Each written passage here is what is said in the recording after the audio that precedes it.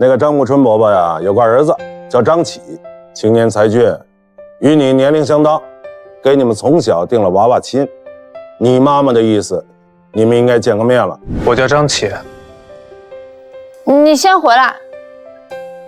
孟小姐不晒太阳了？劳您驾，你背我身，弯下腰，我自己踮脚下来就行。我没学过弯腰，你跳吧，我接住你。一个猝不及防的拥抱让两人内心小鹿乱撞。对视的间隙，女孩发现男人头上有海棠花，想帮忙拿下来，不料却被男人误会她要搞偷袭。女孩名叫孟海棠，与眼前的男人从小就定有娃娃亲，但是作为新时代的女性，她拒绝父母包办婚姻，所以在第一次与男人见面时，她将自己关在房间里拒不见客。老父亲对这个叛逆的女儿也无可奈何，干脆给她锁在房间里。没过多久，张启便发现正在撬门锁的海棠。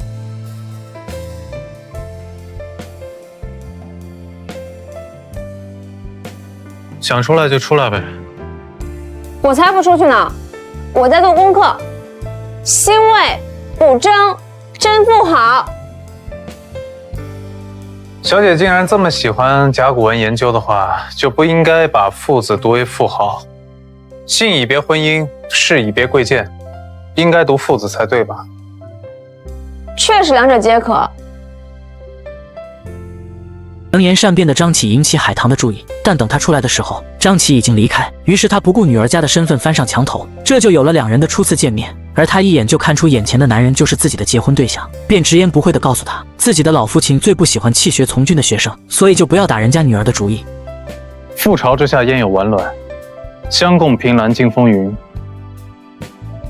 莫作神州袖手人。张启的一番话令海棠刮目相看，爱情的种子也就此种下。次日，国产飞机第一次试飞仪式，海棠带着小伙伴坐在墙头观望。当看到帅气的飞行员出场，他这才得知张启竟是此次试飞的飞行员。是他。因为复兴号是双座机，主持人邀请其中的一位观众一起试飞。海棠自告奋勇，第一个跳了出来，他要和张启一起上天。孟小姐，初次见面，你真要跟我上天？相共凭栏经风云，莫作神州袖手人。怎么，你不敢飞了？张启啰啰嗦嗦地提醒他试飞的危险性，但是海棠却丝毫没有畏惧。随后经过一番操作，飞机冲上蓝天。第一次上天的海棠吓得不敢睁开眼。睁眼！我不。飞都飞上来了，不睁开眼睛看看，你不白做那10万分之一飞在天上的中国人了？在张启的鼓励下，海棠小心翼翼地睁开眼睛，阳光透过云层，两人仿佛身处仙境。这时海棠趁着这个机会，把提前准备好的自由宣言开心地洒向天空。但没过多久，飞机就显示没油了，他们需要返航。怎料这时天空乌云密布，风向也突然变大，导致飞机突然变速，他们必须马上迫降。张启交代海棠做好保护措施，然后一番熟练操作，他准备冲向远处的山顶。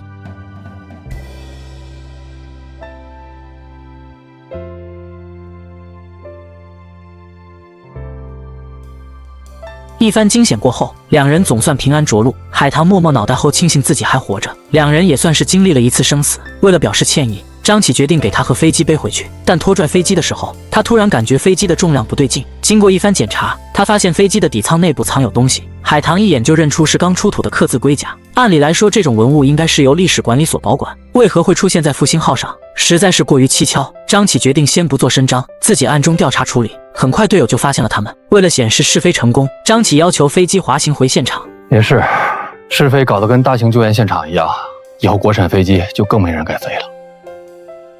看着飞机安全回归，海棠的父亲总算是落下心中的大石。面对记者的采访，海棠还没来得及说话，就因为刚刚的猛烈撞击晕倒了过去。你给我解释解释，这是怎么回事？女孩看着父亲递过来的报纸，这才想起刚才在会场晕倒是张启抱自己过来的。不料这一幕被记者拍了下来，这下全城的人都看见了。母亲便想趁此机会把俩人的婚事办了。不行！父女俩异口同声的反对，让母亲感到很是诧异。因为孟府知道飞行员是高危职业，他决定取消孟张两家的婚事。海棠一听要取消婚事，立马开心的从床上跳了起来，表示以后好好孝顺父亲。小伙伴们得知此事后，询问海棠想要找一个什么样的对象。他下意识的开始想象着张启，这让他有些排斥，宣布自己喜欢的人不能是军人，个子不能太高，最好戴着黑框眼镜，描述的和张启恰恰相反。但是他的脑海里都是和张启在一起的画面。就在转头间，他看到张启路过，心虚的他吓得赶紧扭头。张启来拜访他的启蒙老师，但是老师见到他就情绪激动，一不留神还撞到了脑袋。原来张启曾经是教授最优秀的学生，还推荐他去剑桥大学读书，怎料张启却选择退学从了军，这让老师非常生气。而张启拜访老师也是为了帮军校招飞，这让老师更加生气，也不想和他多说话就赶出去。走了，快走吧，快走吧，先生，快走吧，先生，恰巧这时海棠也赶了过来，借着海棠和老师说话的功夫，张启赶紧拦住关闭的大门，胳膊也被门夹伤了。老师于心不忍，只好让海棠给他包扎。张启提起了老师在10年前死去的亲人，国家被践踏，亲人被屠戮，岂能无人站出来护国？先生，就让我保护你跟破山，也让那些有志护国的青年走出校园吧。张启保家卫国的情怀让海棠深有感触，也逐渐打动了教授，最终答应帮张启去学校招生，但还是惩罚张启去拍摄西山夜景图。富华后山的观云亭是拍摄西山全景的最佳之地，今天来不及了，明天日落我去观云亭拍。那我就当真你是大作。得知张启要去拍夜景，海棠就想趁此机会来一场偶遇。他叫上几个小伙伴来到了观云亭，其他人都只是观赏美景，只有海棠心事重重的在左顾右盼。就在这时，海棠突然发现队伍里少了一个人，眼看天就要黑了，他们决定兵分几路寻找。海棠在上山的时候不小心滑下了山坡。你说你们来找这个小妹妹，可是为什么你姐这么久还没上来？张启得知海棠不见了，非常担心，一时不知道去哪寻找时，突然远处传来了一声求救。张启赶紧飞奔谷底去营救，好在有惊无险。事后大家相互介绍认识。各位，今天我们契逢其会，戊戌年间有6君子舍身取义，今有沈君儒先生、李公朴先生救国图存，那咱们便结成平蓝5君子，怎么样？好，日后哪怕天各一方，也不要忘记今日莫做神州秀水人的誓言。哎，等一下，那我替我哥也结拜在内，算平蓝6君子。那把我们大表哥也算下。对，我的偶像都要算在君子里。那行，算。来。随后他们下山回到家，海棠想要归还手帕，但张启并没有接手，还表示自己马上要回杭州了。他给了海棠2个地址，方便他随时找到自己，并且拿出上次偷拍的照片。你干嘛偷拍我？不喜欢啊？不喜欢，那我就放在洞幺9上当导航塔了。不行，我要当导航塔。不行。算了。不过什么是洞幺9导航塔？是这样，飞行员呢都会把自己的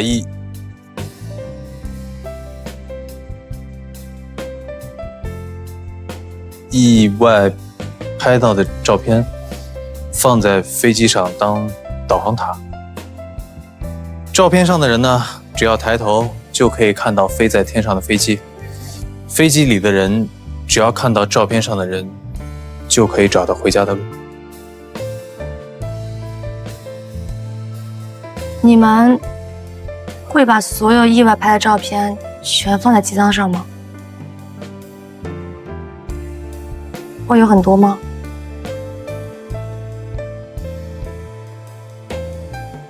我到现在就意外拍下过这么一张照片，而且我觉得以后应该也不会再有。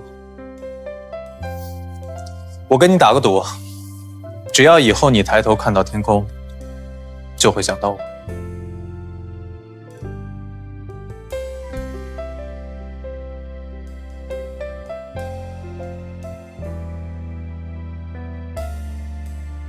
七七卢沟桥一夜的枪声拉开了全民族战斗的序幕。海棠把弟弟偷偷参军的事情告诉了父母，这可急坏了他们。当即孟府让所有人分头寻找，而这边不满17岁的孟海辰第一次上了战场，完全不懂开枪的他被吓得只能眼睁睁看着身边的战友们接连牺牲。另一边海棠寻求弟弟无果，只能先找张启帮助。听着前方的炮火声，他急得像热锅上的蚂蚁，打算不管不顾的自己去前线。这时张启赶紧拉住他，让他安心等待，自己驾驶汽车前往战场寻找弟弟。孟海辰，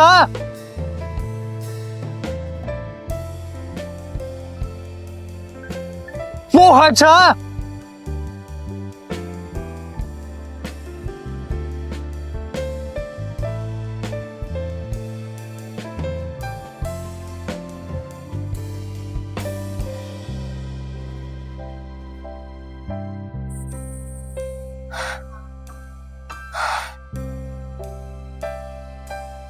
怎么还不回来？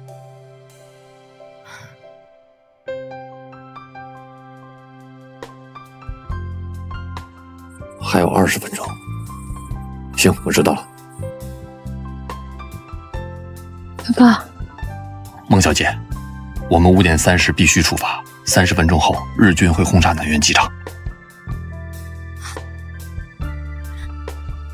张琪找到弟弟后，立马飞速地赶回机场，因为再过20分钟后就要炸毁机场。眼看时间不够，张琪打算抄近路，怎料这时弟弟突然让他停车，并告诉前方有雷区，吓得张琪赶紧刹车停下来，但是还是差点压到雷管。一时不知道怎么办的他，突然听到天空上方的飞机声是自己朋友，他打算就此冒险一回。你跟那架飞机说了什么？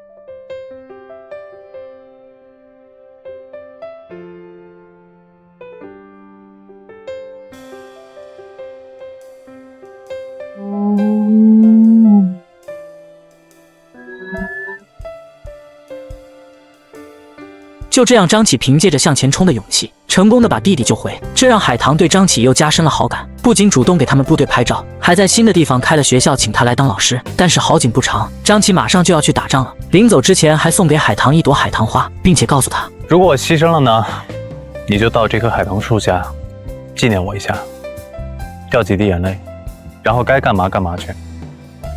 咱们2个的账两清了。接下来连续几天，天空每天都是黑压压的一片，战火连天，就连弟弟住的医院也被炸成废墟。但好在他们逃离的及时，才有幸活了下来。而另一边的张启在空中看到医院被炸，他赶紧来到去寻找一番，找了半天才看到他在对着自己送的海棠花许愿，心里顿时放心了许多。安静的留它，追寻吧。爆炸太紧急了，没来得及把你们转移到安全的地方。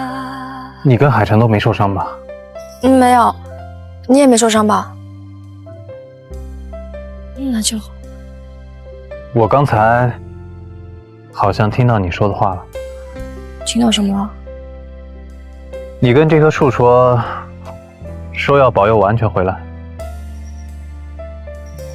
我还没说完呢，我还想让他保佑念巧哥哥还有二哥，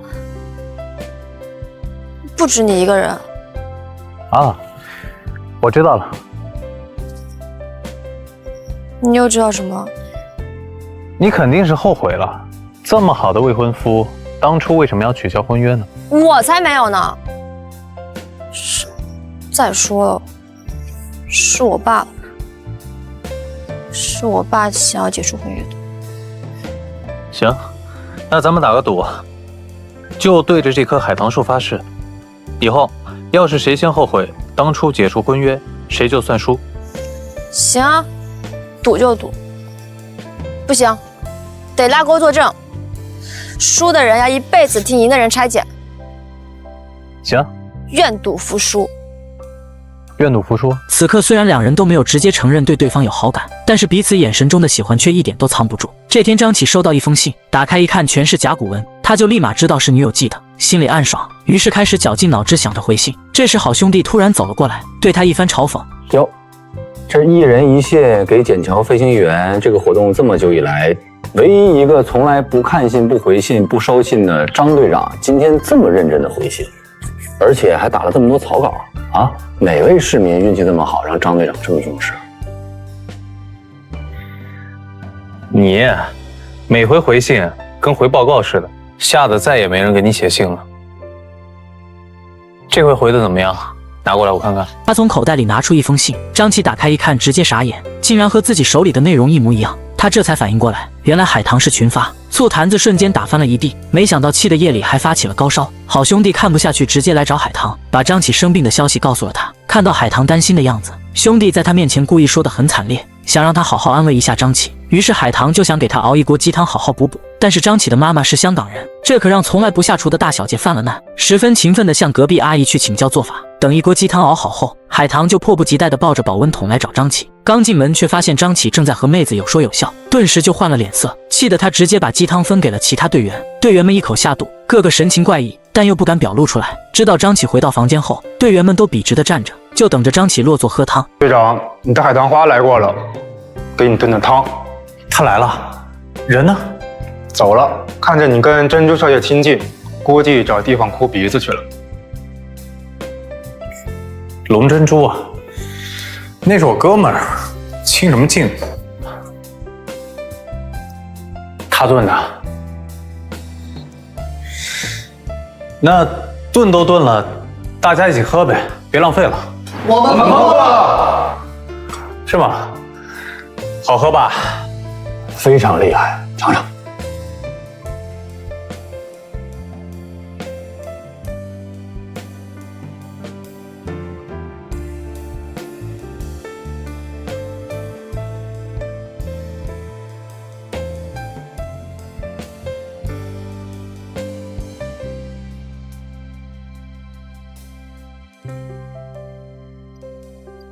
怎么样，队长？好喝吧？怎么样？很开胃啊，好喝。好喝吧？来，再来一碗。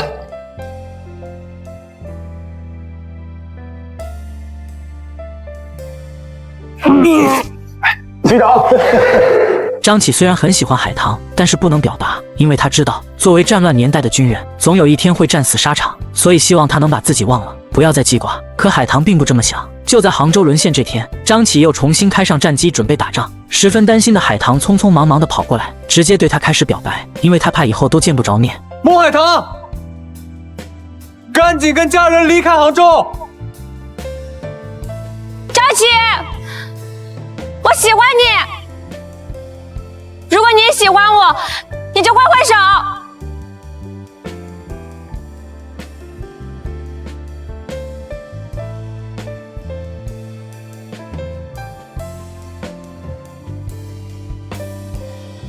等你回来，我就嫁给你。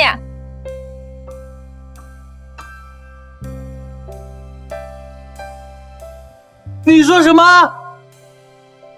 赶紧离开杭州！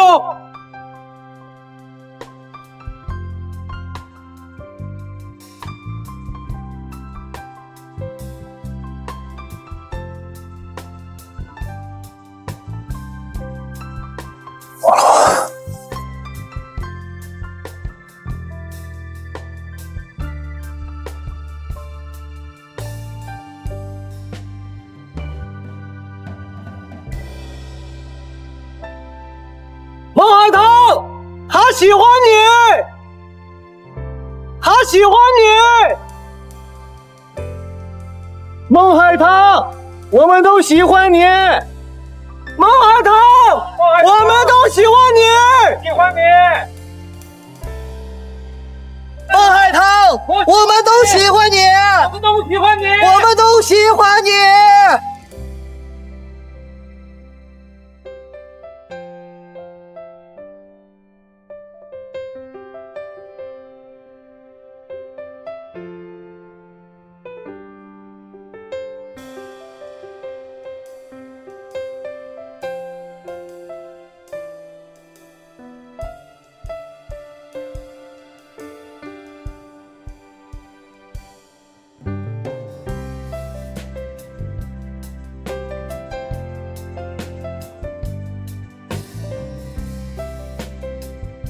一定要好好活着。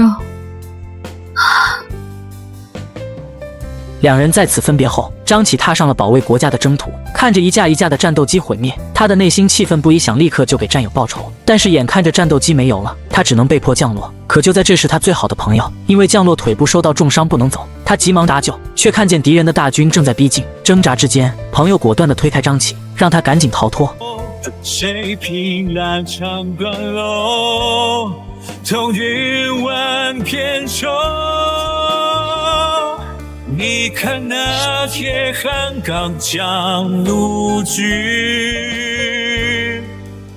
出生比你追着，不舍山河是半寸平静一生，阑珊回眸连九州寸心铁定留。顾总，一个人。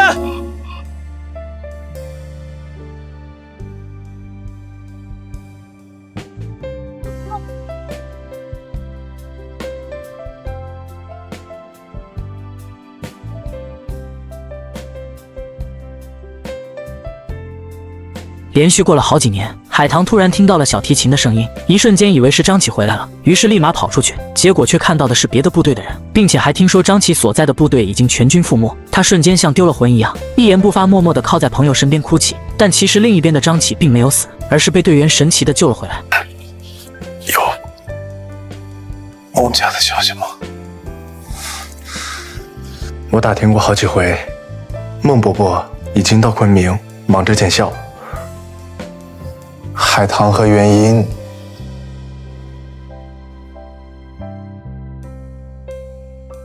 和家人走散了。12月6号发来电报，说已经步行到南昌，之后就再也没消息了。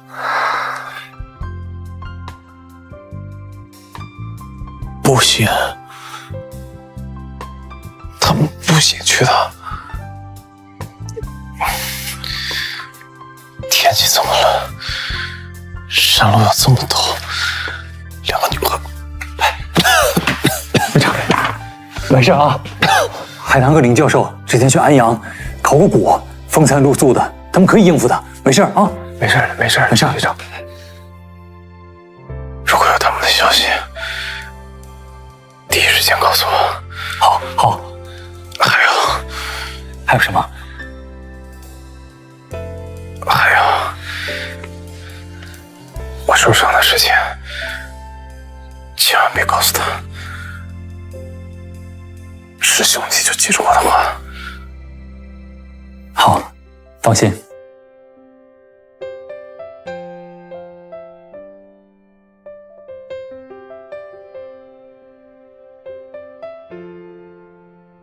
队长，你看前面就是西山，山脚下就是滇池。昆明这边挺有意思的，北平有什么，这边就有什么。北平有张阳门，这边就是金银楼，挺值得一逛的。到时候等队长伤好一点了，咱啊就去城里逛一逛，你们肯定会觉得特别熟悉，因为昆明又像北平又像杭州的。先停一下吧。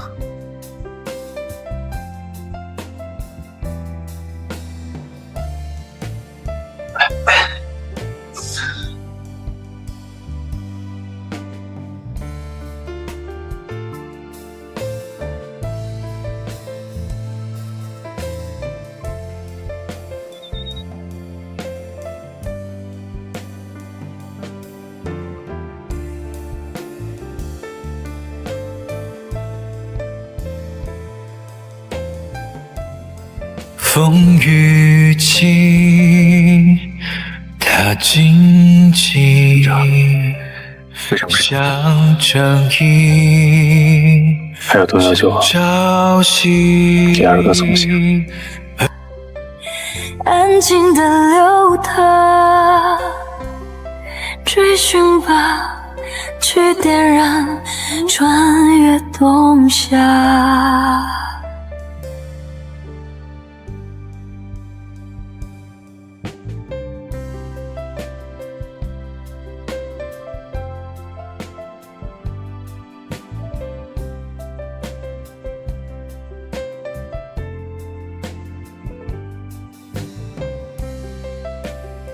张琪，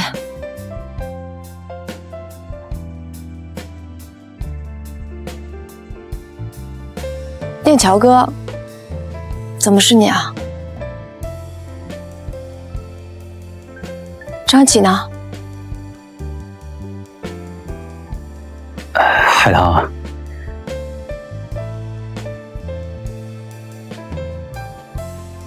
寒光中队将因一战。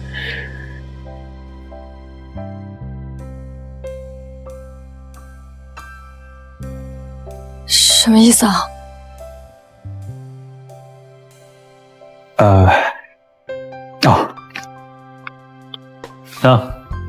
这是之前你让我交给海棠的信，现在你还活着，收回去吧。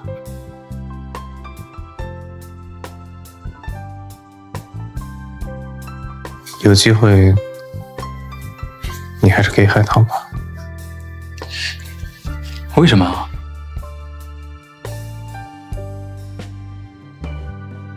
跟一个飞行员在一起，他会变得非常艰难。更何况，我已经是现在这个样子了。那难道你能瞒得一辈子吗？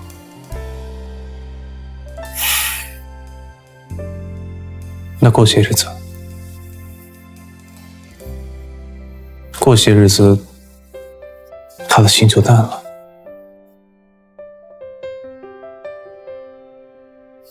到时候再见到我，也没什么事儿。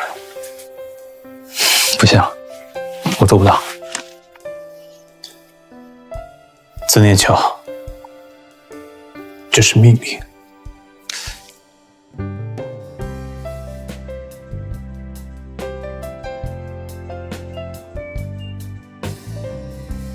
这个是他战前留给你的信。我不要信张启呢。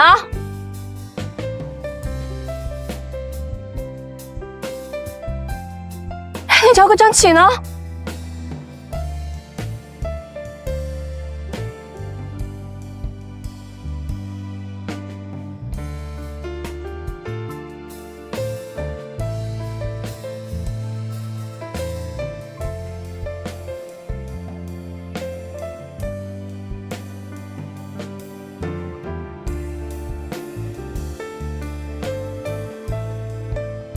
海棠小姐，见字如晤。当你看到此信，我已不会再出现在你的生命中。张琪，张琪，莫海棠，你坐在海棠树枝叶笼罩的墙头上，望着我的样子，刻在我的生命里。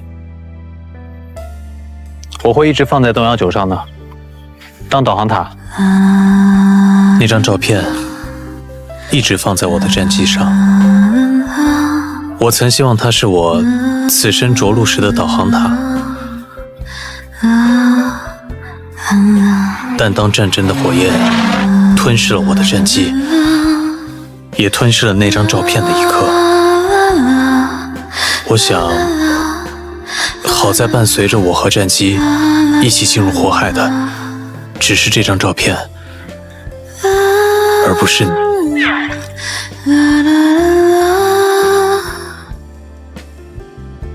海棠，让我带着战火、灾难、一切的黑暗而去，只留下最美好的，全都给你。请替我活下去。我只希望你能记得此生曾遇到过我这样的一个人。张启留字。队长，还好吗？怎么脸色不好？再待一会儿会好笑。那个，我碰到海棠了，他伤恢复挺好的，没什么大碍。他本来要过来，我给他拦住了。我跟他说，你一定会去找他的。我不见他。什么？你为什么不见他呀？你知道海棠这一路过来多辛苦吗？抱这个树苗不放，就是因为你送给他的。他这么惦记你，你不见他，你怎么说话呢？我跟你说，海棠是我哥们儿，你要是敢负他，我跟你没完。东来，他是你哥的队长，你怎么这么跟他说话呢？别胡闹。这是我和海棠的事情，用不着你插嘴。妈，他刚才睡觉的时候我都听到了，他让我哥别开枪，一看就不是什么好人。那行，我问你，我哥怎么死的？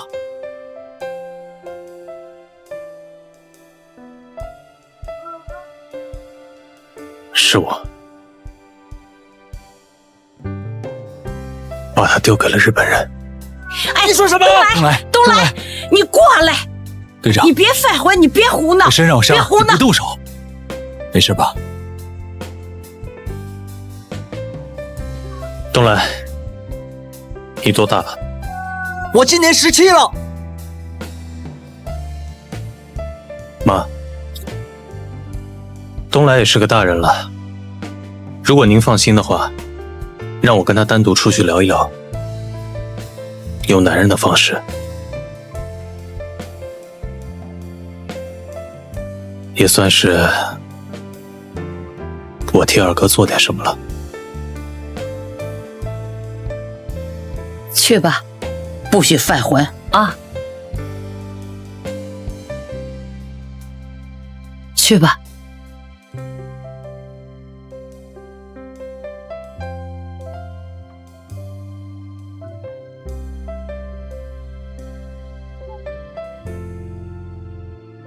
妈，您放心吧，我跟念乔啊，过几天就来看您。行，路上慢点啊。走了。伯母再见，走了，东来。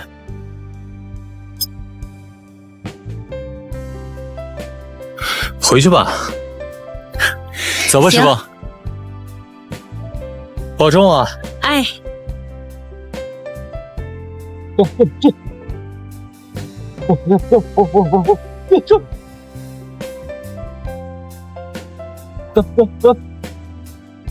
哎，师傅，停一下！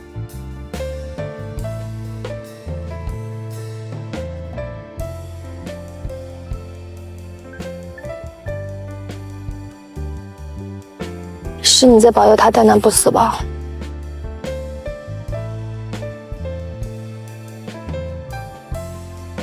可是念乔哥说，可心哥走了，二哥也走了。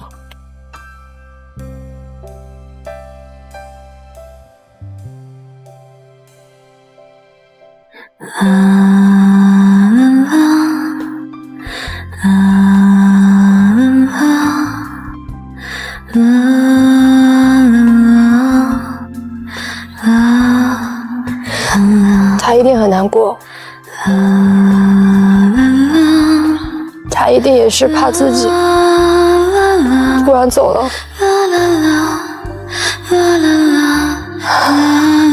所以才不想见我的吧？你可不可以继续保佑他平平安安的，让他平平安安的回来？念乔把你写的信给我看了。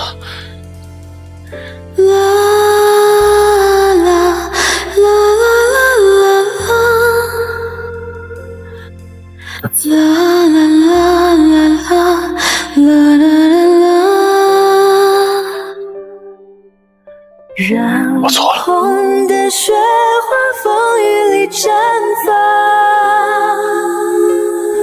远方的征途榕树下的家，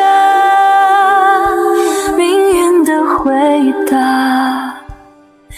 安静的流淌，追寻吧，去点燃，穿越冬夏。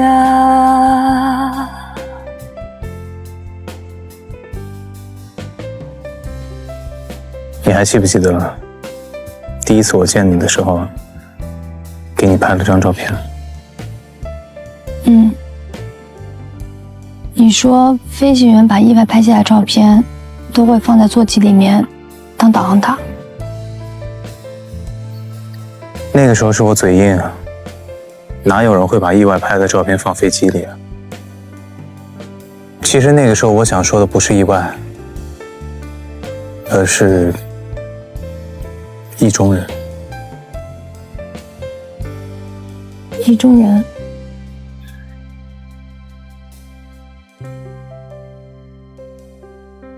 可我们那个时候不是刚见面，还不认识吗？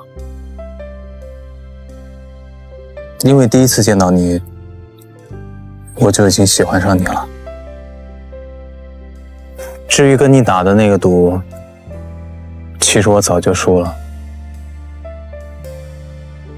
但是海棠，我是一个军人，随时都有可能战死。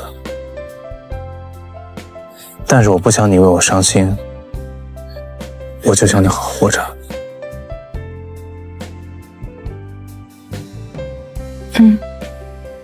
我懂。其实这一路逃难，我也时刻在经历着生死，而且我还总能听见你呼唤我。你能不能答应我，哪怕随时会死，只要活着，就不放弃梦想，不放弃我？好，我答应你，只要你还在等我，我就舍不得死。两人再次相见后，彼此发誓再也不会分开，并且还约定终生。但是好景不长，这天他们的朋友打算结婚，大家都兴高采烈来迎接这一天。可没想到，当新郎正准备来娶新娘时，天空中突然发出一阵刺耳的空袭声。此刻他们才意识到战争开始了。这也意味着身为飞行员的新郎，尽管现在正在举行人生大事，但也不得不就此放下婚礼，立即奔赴战场。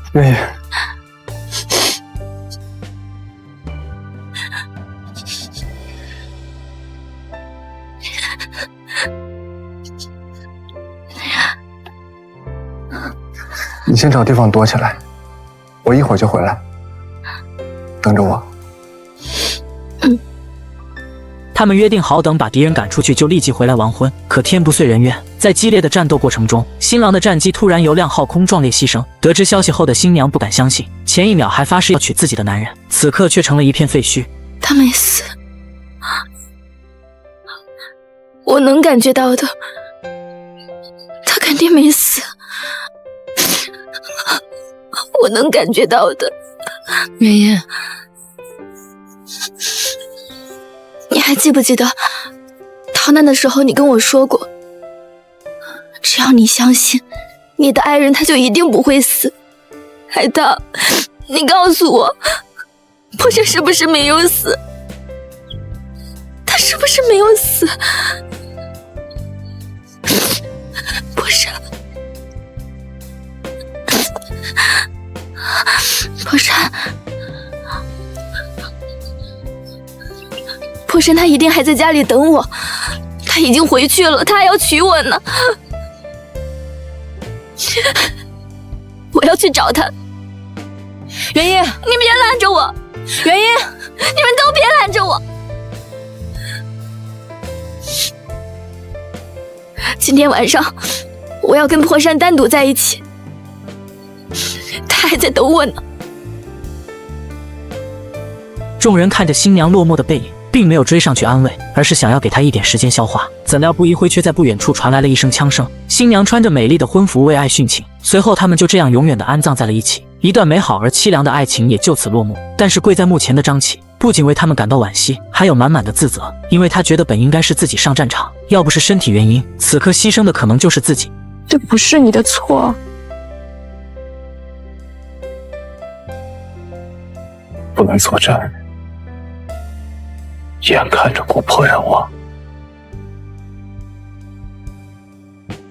每天这样活着，又有什么意义呢？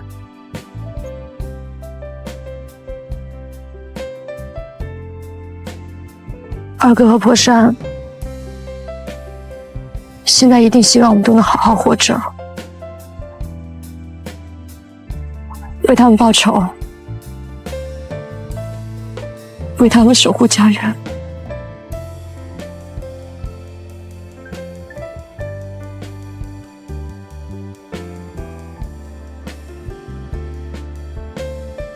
张姐，一定会好起来的。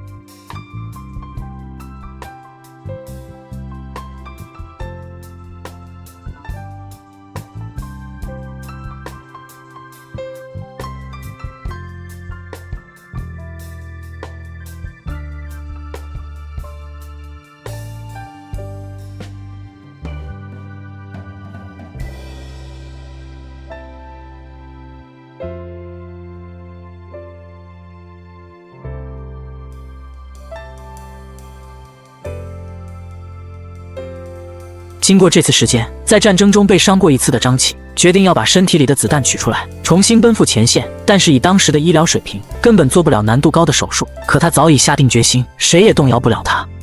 人这一生终会死的，只要死了有价值，何惧长短？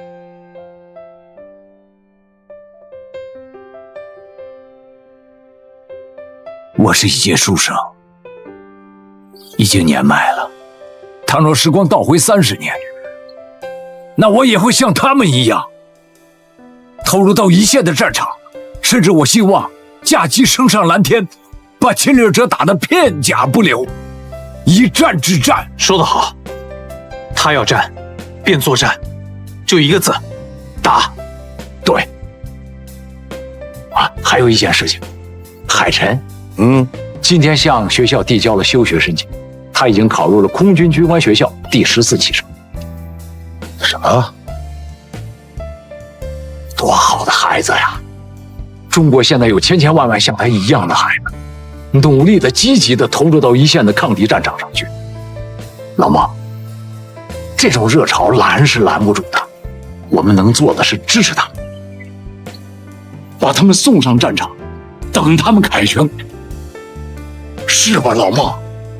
做完手术的他像是重新活了一遍，浑身都充满了热血和干劲，和队友们一起在雨中欢快地打篮球。那天之后，张启从未感觉到如此开心。你看见什么？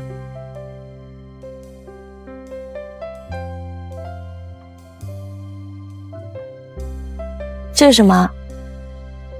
这是我在美国念军校的时候发明的一套密码，叫做起名码。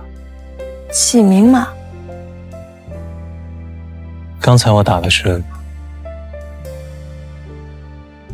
我永远爱你。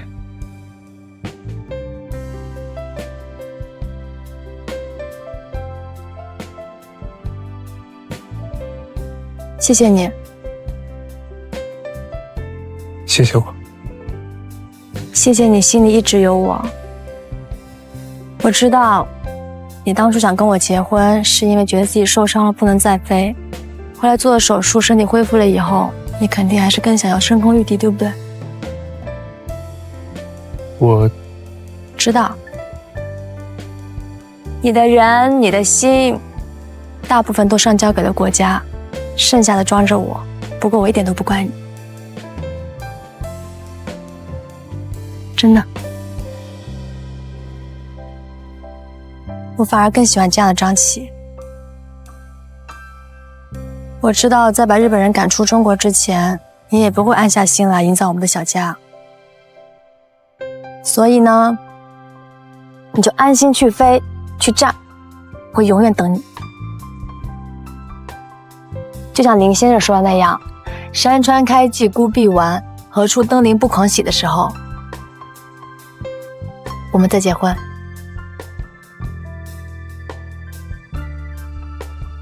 那万一要等很久呢？反正我不管，我就是要黏着你，这辈子非你不嫁。好啊，那不管过多久，就算到时候我是个糟老头了，我也要颤颤巍巍拄着拐杖找你拜堂成亲。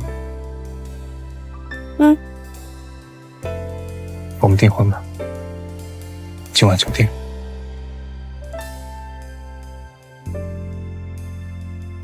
这么匆忙，信物都没有。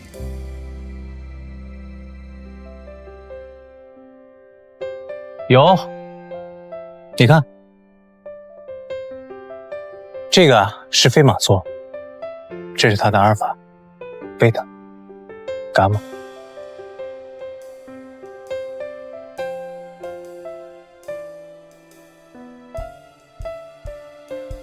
加上旁边仙女座的阿尔法，像不像一颗钻石？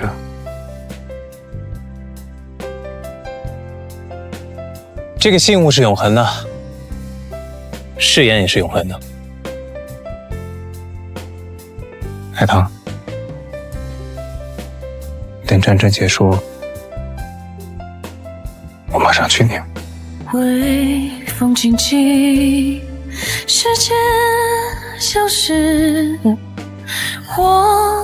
1周后，空袭的报警声再次拉响，张启再一次回到了战场，凭借着报国的决心和斗志，成功将敌方击退。一瞬间，机场充满了欢声笑语，都在为他感到兴奋不已。可是令人想不到的是，他却因此被送上了军事法庭。战时越级决策，恶意诓骗技术顾问，私自改造战机导致战机损毁，同袍曾国藩阵亡。张启，你这是战时有意毁坏军用设备，你这是放屁！张启，设计改掉副油箱跟这件事没关系，是我弄错了完机前的配比，是我的错，请注意你的言辞。我是实事求是。我问你啊，什么叫战时损坏军用设备？啊，但凡有点脑子的人，他们都知道，这不叫损坏，这叫改造。你们买的那个霍克3飞机，那就是美国 Cox 公司改造款。怎么？那美国 Cox 公司也是毁坏军事设施吗？一派胡言！你是干什么的？懂科学吗？你知不知道，因为你的失误导致曾国藩死亡？你儿子去死，你就不伤心吗？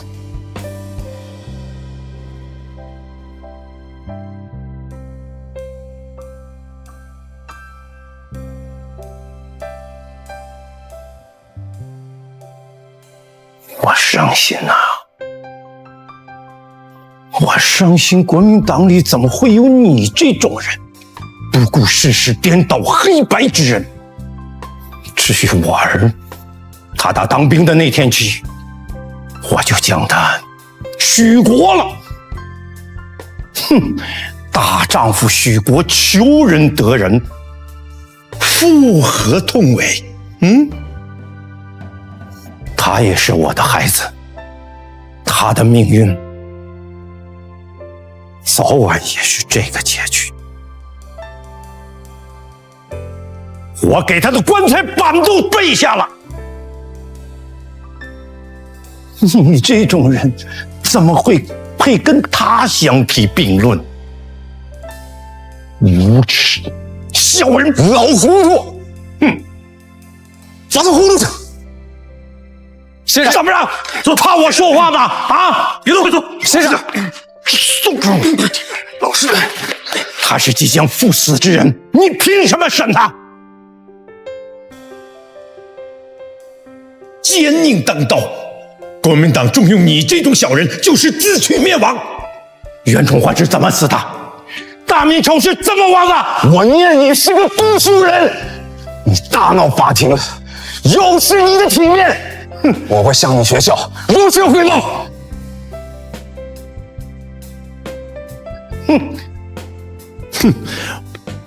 我治学不严，做人有悔，我早就没脸教书育人了。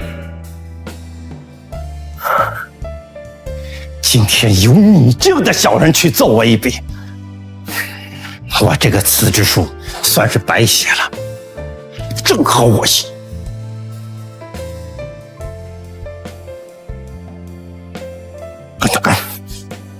败类，不偷斗像贼！这个先生，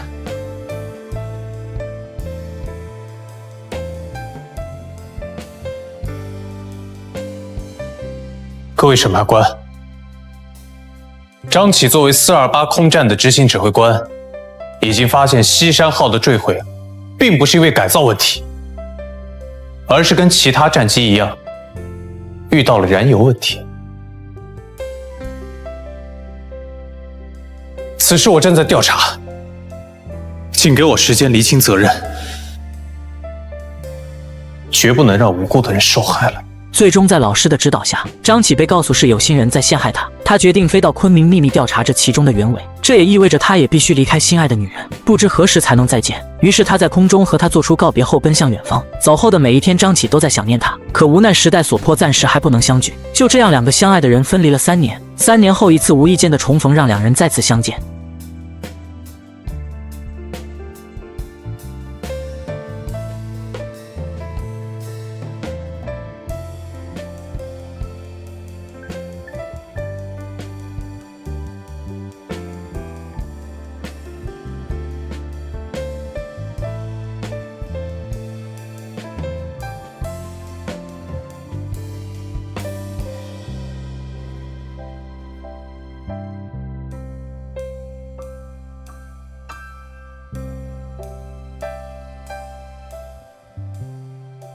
张启，战争年代，我不能总让你护着我，我想让你知道，你不是一个人在战斗。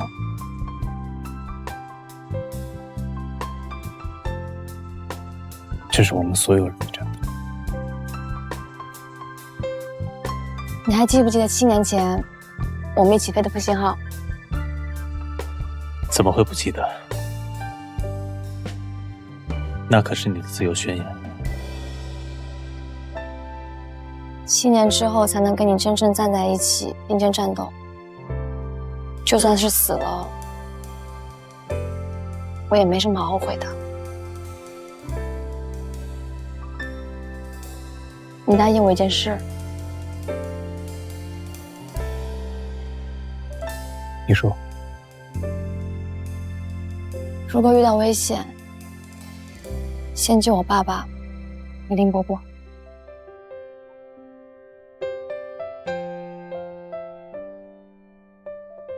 我一个都不会放弃。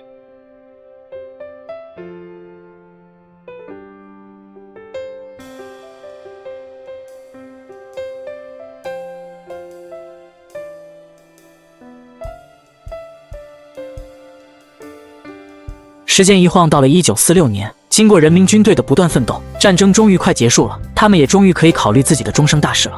民国26年6月29号下午3点，云居胡同海棠树下。嗨，你好。梦穿透云间缝隙，我第一次见你思念无法藏，7月1号上午9点，南苑机场。是你，我第2次见你，万物是你，而我已经沉寂记忆里。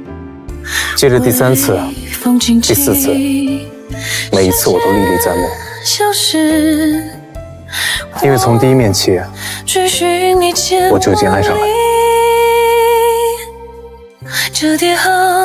海棠，你愿意嫁给我，做我的妻子吗？就把约定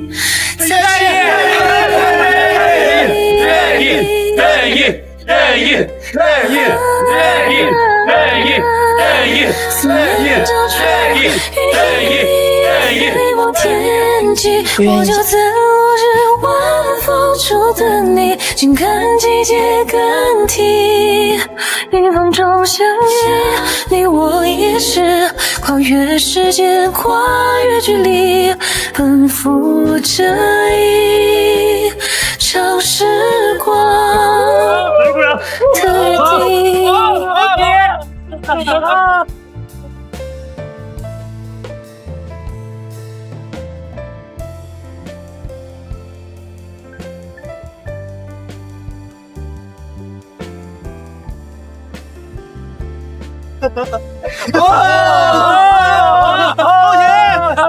好，马上，老队长，张老先生远在南阳，今日就由张启的义母李老夫人作为南方代表，新人鞠躬，谢过父母。让思念无法藏匿，再谢父母。原是你，竟是你，万物是你，而我已七个，队长，七个，追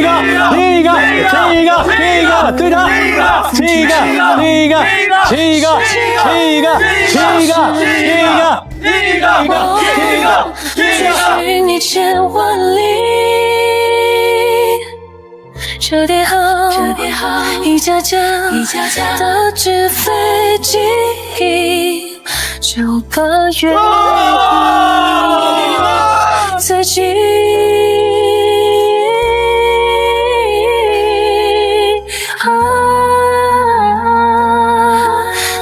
平安去北平，然后什么也不要做。海棠，不管飞多远，我都会回到你身边的。你我也是跨越时间，跨越距离，奔赴这里。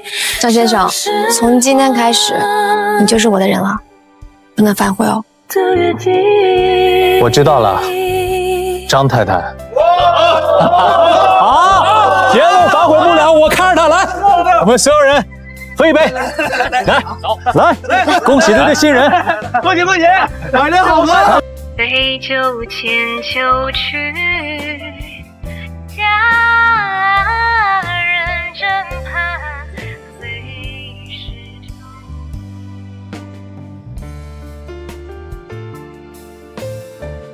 看在你是个军人的份上，我好心告诉你，这家孟秘书长最不主张学生从军了。看你年纪轻轻，必是气血从军，孟秘书长是不会喜欢。我答应你，如果他3生3世都不开花的话，我投胎回来继续养他。输的人要一辈子听赢的人拆解。行，愿赌服输。